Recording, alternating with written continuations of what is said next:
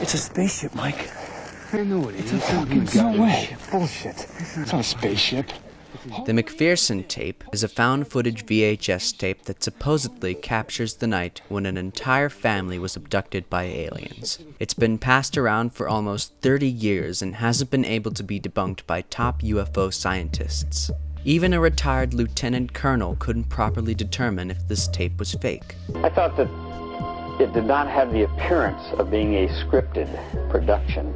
Yet the real story behind this film goes far deeper than what anyone would have thought. It involves a warehouse fire, a remote cabin in Northern California, $6,500, and a 24-year-old filmmaker who wanted to bring War of the Worlds to video. This is the full story of UFO Abduction, or as it's more commonly known, the McPherson tape.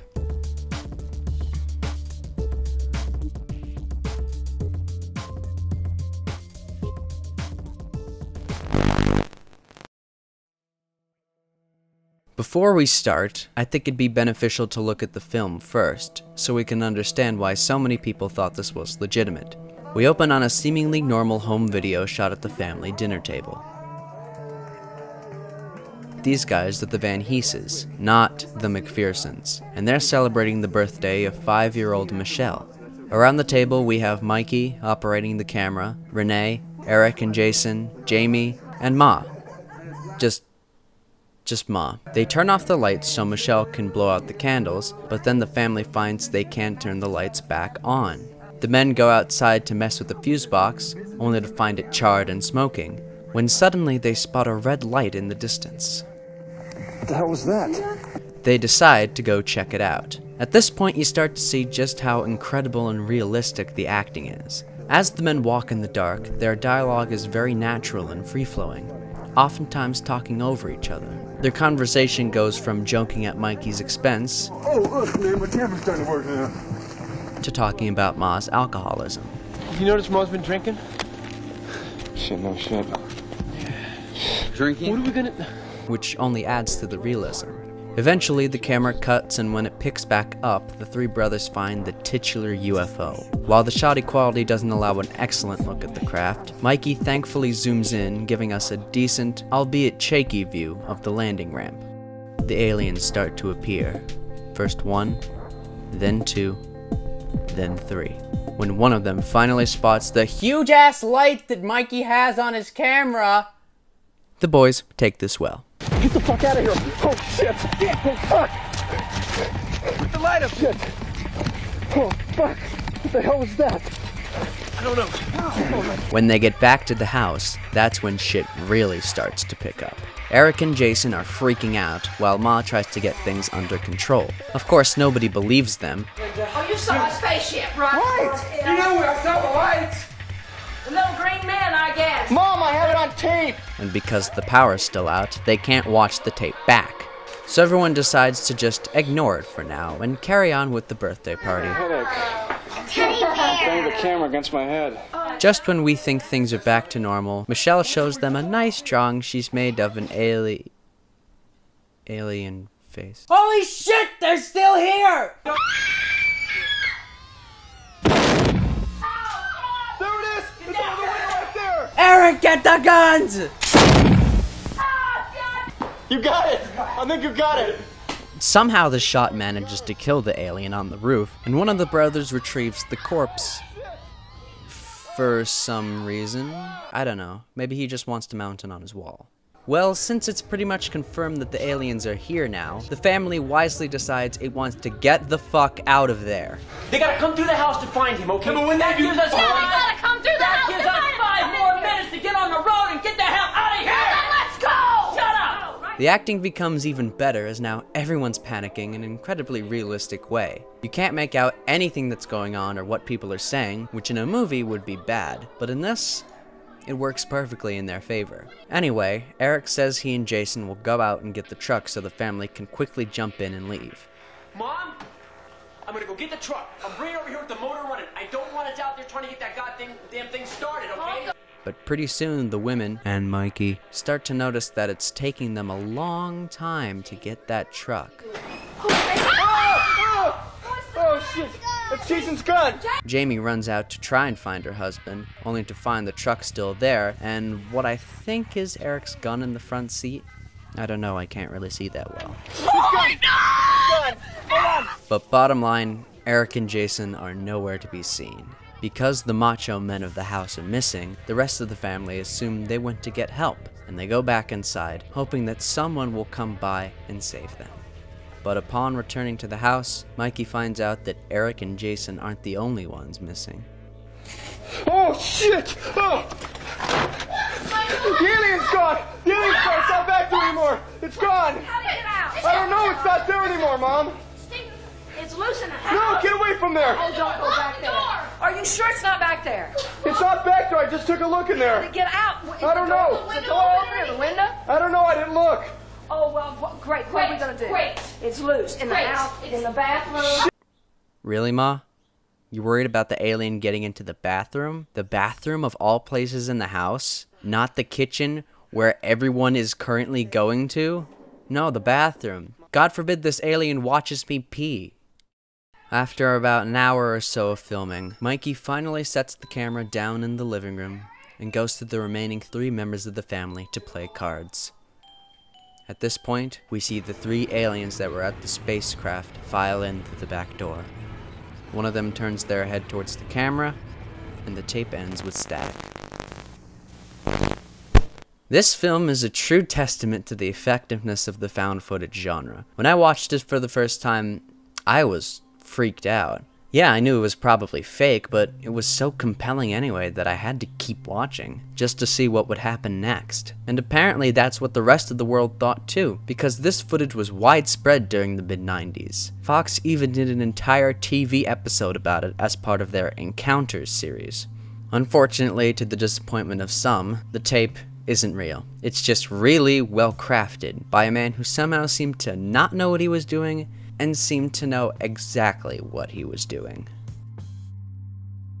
Dean Alioto desperately wanted to make his first film before he hit 25. Spielberg did it, Scorsese did it, so naturally he had to also. Inspired by his science fiction upbringing and the alien abduction book Communion, Alioto decided to make his first film about an alien abduction. But not just any alien abduction, an abduction that felt real to the viewer. I should do War of the Worlds with video, so I'll take a home video and make something interesting with it. Aliens, and then do 10 little Indians and see these guys one by one get taken. I'll shoot it real time and hire improv actors. In 1988, with a budget of just $6,500, he got to work. He did indeed cast little-known improv actors to add to the realism, choosing to act in the film himself as Mikey so that he could control the camera movements. For the spacecraft and the aliens, Dean enlisted the help of future production designer Bill Bowes to construct them on a budget of only $750. Bowes later went on to be part of the art department for several Tim Burton productions, including Planet of the Apes, Nightmare Before Christmas, Sleepy Hollow, and a series of unfortunate events. The designs for the gray aliens were based on actual witness testimony, and in order to maintain a stocky, androgynous appearance, Dean cast 3 8-year-old girls to play them. After a week of rehearsal, filming took just 1 night to complete in a cabin somewhere in Northern California. And the rest is on the screen.